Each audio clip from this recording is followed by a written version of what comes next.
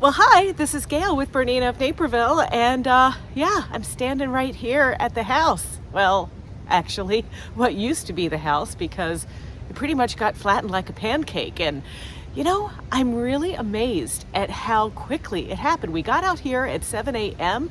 and by 7:30 it was gone. And it was just a little backhoe that took it out, like a claw. It took out the living room, and then it grabbed the garage, and then it smushed everything down into the basement until it was a pile of rubble.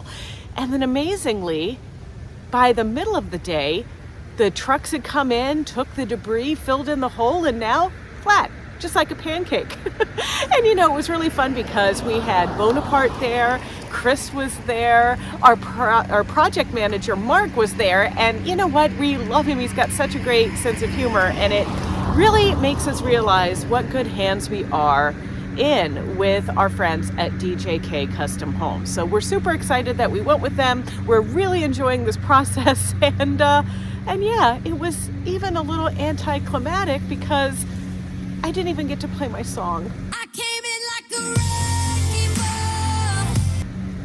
rainbow. But I have to tell you, it's getting pretty chilly out here. I mean, like, I'm all bundled up, and that means that it's time for some new colors on this temperature quilt, and it's starting to really take shape. In fact, can you believe it has been over 15 weeks since we started? So that means that I got to add another row on it, and it's really looking super cool, and I can't wait to finish it. I don't know, am I more looking forward to finishing the temperature quilt or getting the house to move into? I'll leave that for you to decide. So let's see. Temperature quilt. So for those of you that might not have seen some of our previous videos where, basically I introduced what we're doing with this temperature quilt, where we got the pattern and all of that, well, you can watch it right on our BERNINA of Naperville YouTube channel.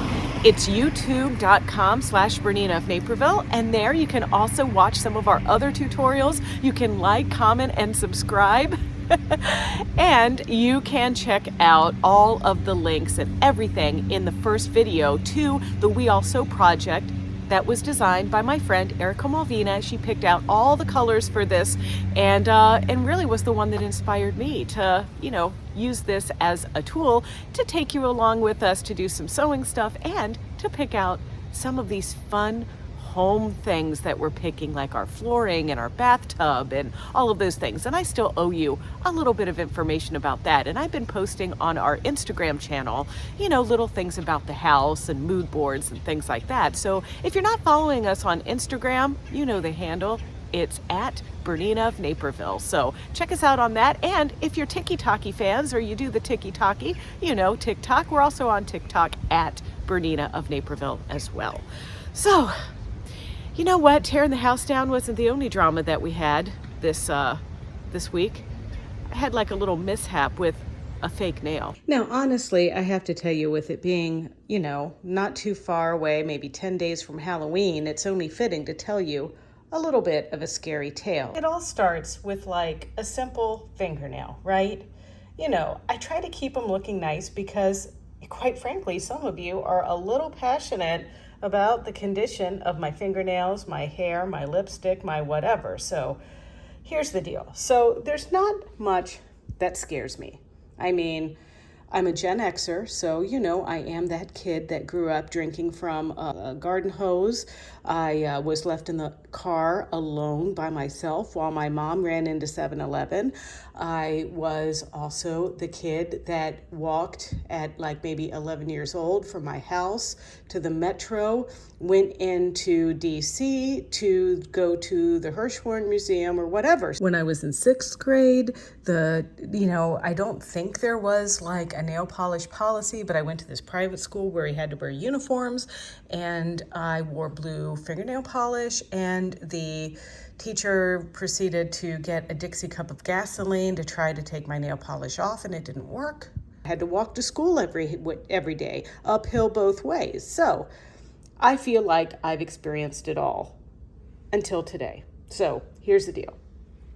I was making a video. I was making our Fat Quarter of the Month Club for October, where I was really pushing hard with my index finger.